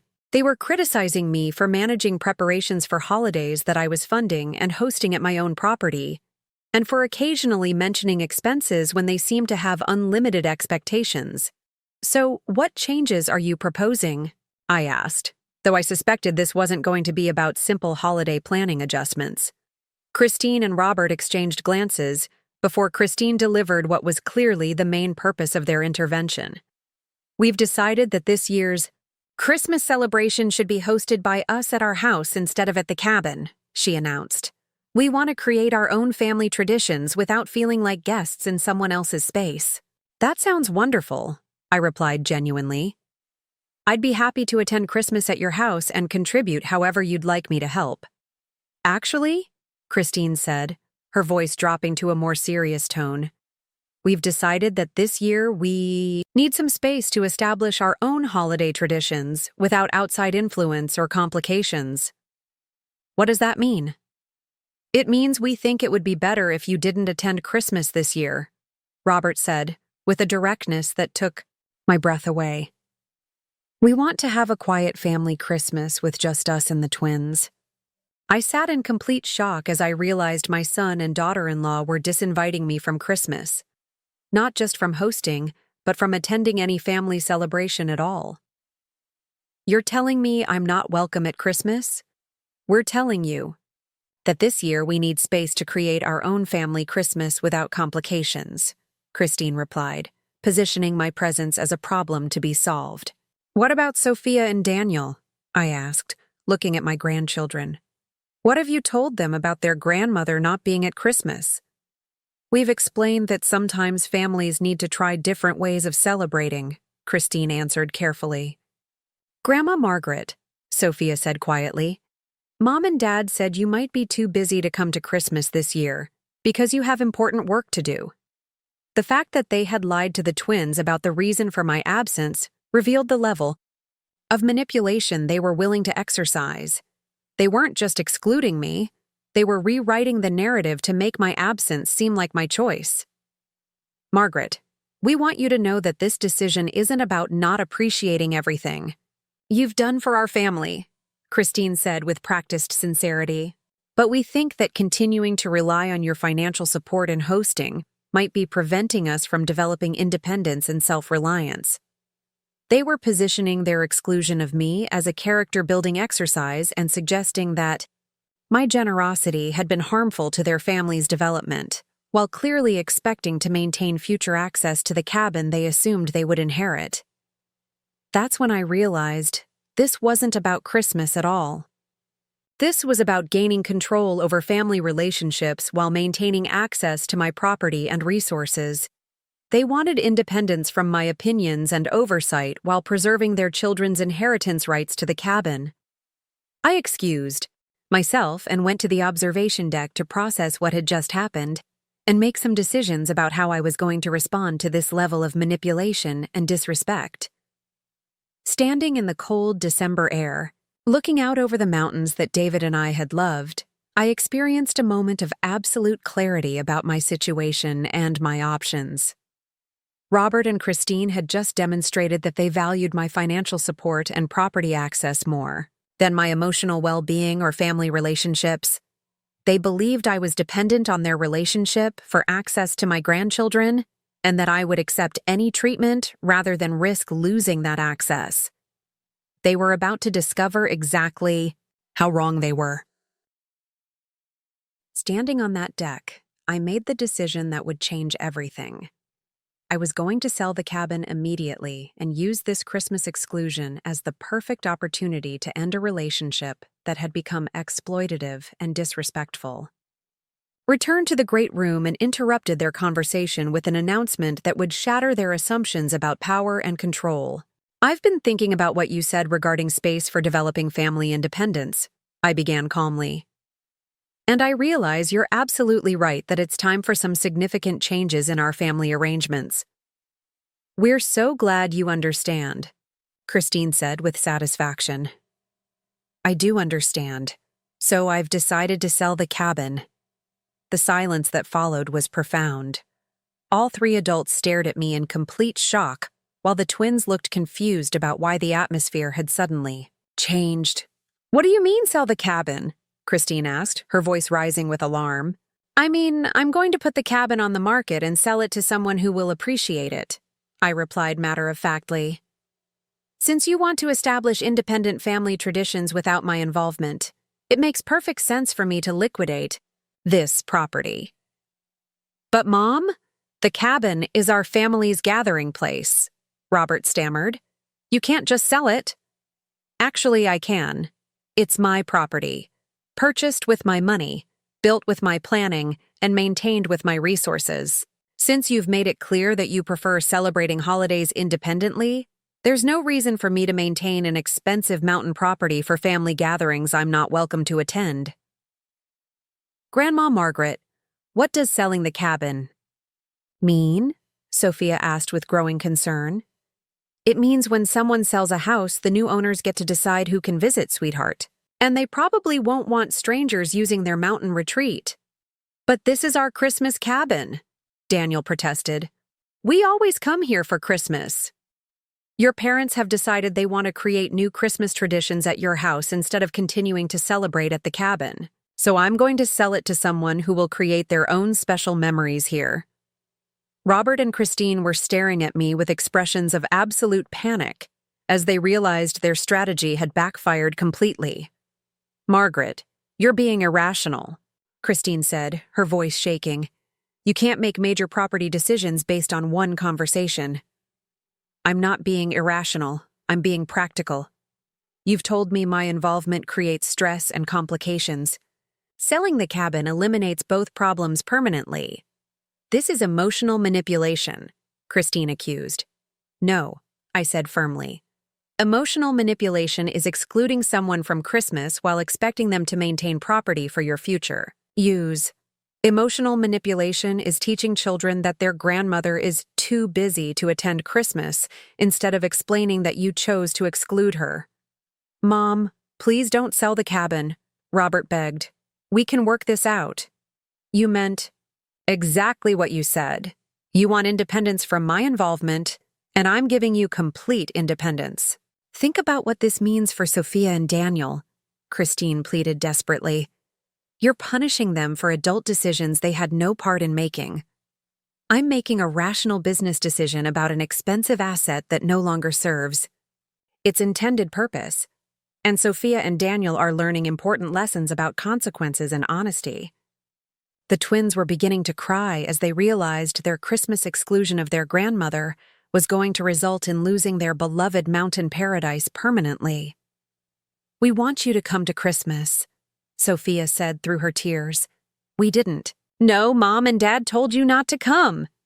I'm sorry, sweethearts, but your parents made a decision that shows they don't value having me as part of your family celebrations. When people don't value your presence, the appropriate response is to stop providing them with things they do value. Margaret, let's start over, Christine pleaded. We'll include you in Christmas. We made a mistake. No. You revealed your true feelings about my role in your family. You showed me that you value my property and financial support more than my presence.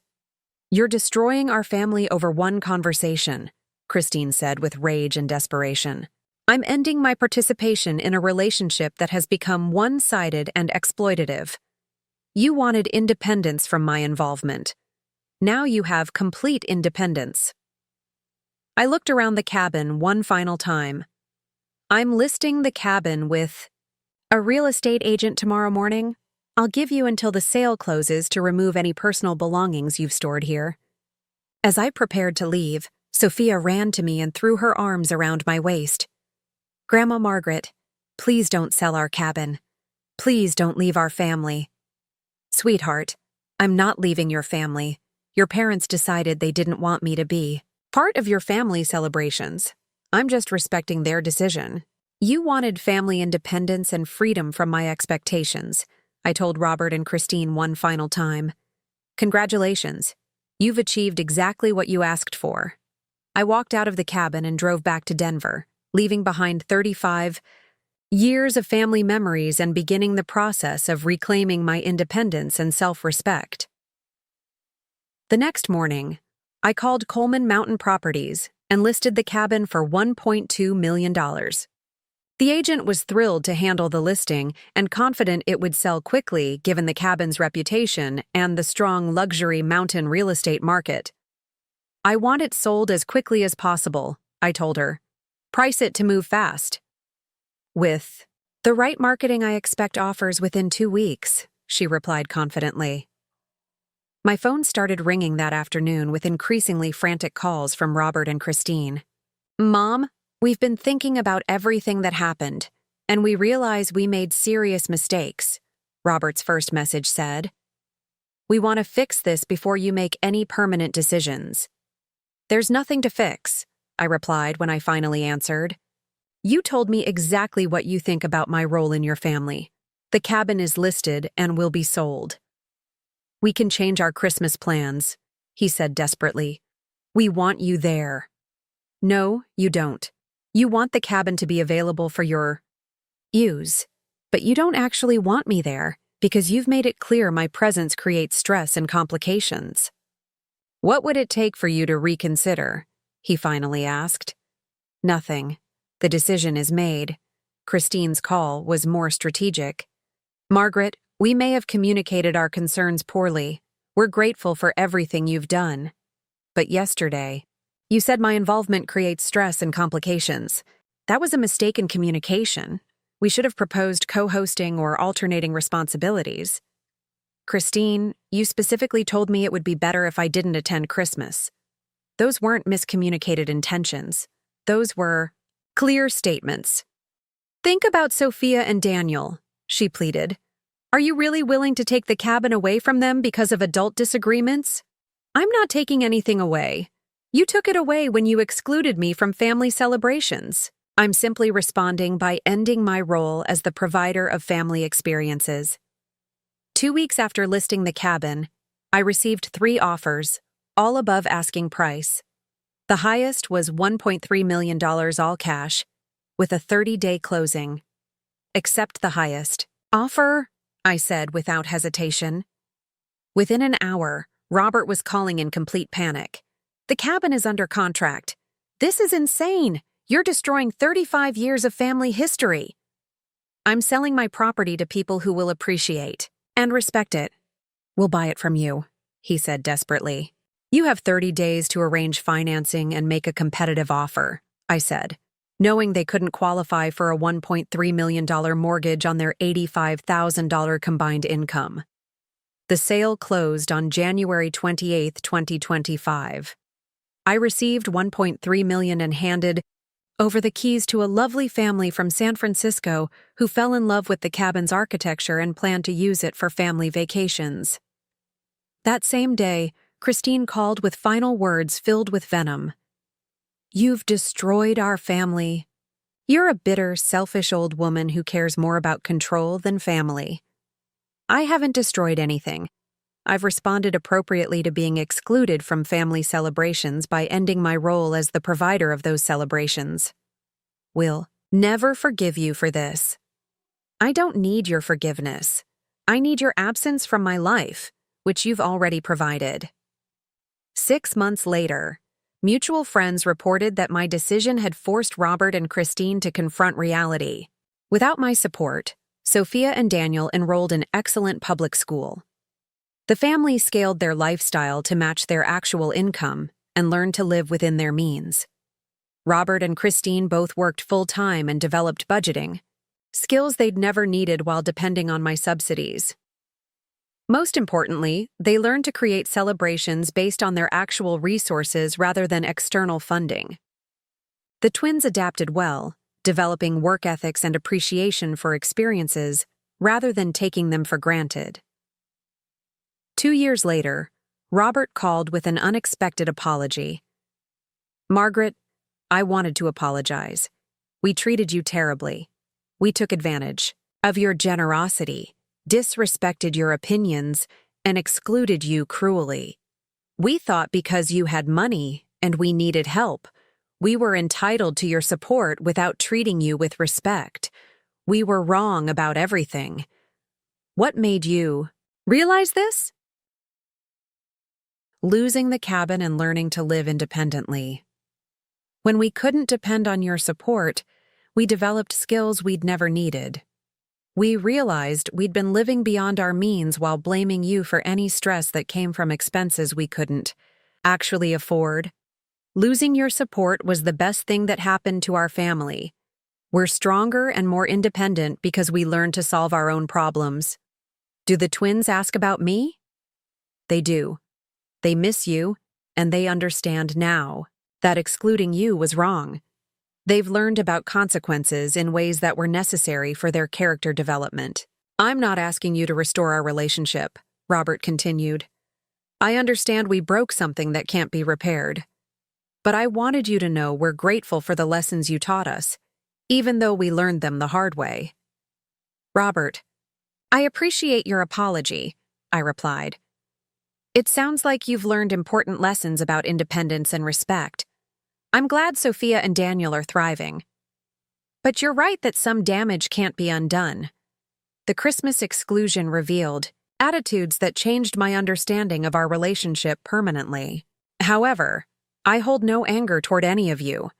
I'm genuinely happy you've developed independence and stronger family relationships. Selling the cabin wasn't punishment. It was a logical response to changed circumstances.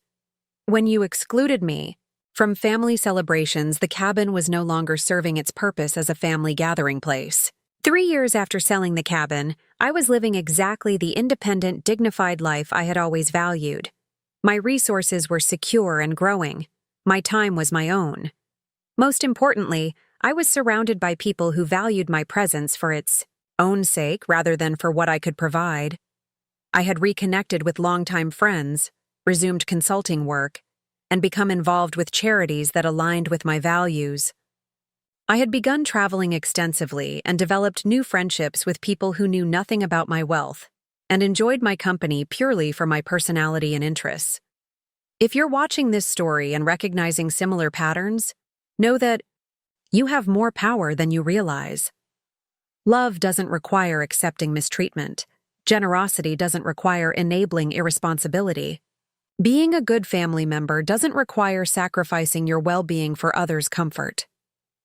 You have the right to set boundaries about how your resources are used and how you're treated by people who benefit from your generosity. You have the right to demand respect and consideration from family members, regardless of how much support you provide. You have the right to change or end relationships that become exploitative or disrespectful, even when they involve people you love. If family members threaten to withdraw love or access to grandchildren because you won't submit to their demands, they're revealing that their relationship with you is transactional rather than genuine. If people only treat you well when you're providing money or services, they don't love you. They love what you can do for them. The temporary discomfort of establishing boundaries is worth the long-term benefits of relationships based on genuine mutual affection rather than financial arrangements. Sometimes the most loving thing you can do is stop enabling exploitation and force people to develop the character and independence they need for genuine success. The cabin I sold taught my family more valuable lessons about respect and consequences than any gift I ever gave them. Sometimes you have to lose a gathering place to discover your true family values. Sometimes you have to sell the cabin to save yourself. What would you have done in my situation? Share your thoughts in the comments and subscribe for more stories of people who chose themselves when others wouldn't choose them. Remember, when they tell you you're not welcome at Christmas, the appropriate response isn't to beg for inclusion. It's to sell the cabin they love so much and let them create their own traditions with their own resources. The most satisfying Christmas gift you can give yourself is freedom from people who mistake your kindness for weakness. Up next, you've got 2 more standout stories right on your screen. If this one hit the mark, you won't want to pass these up.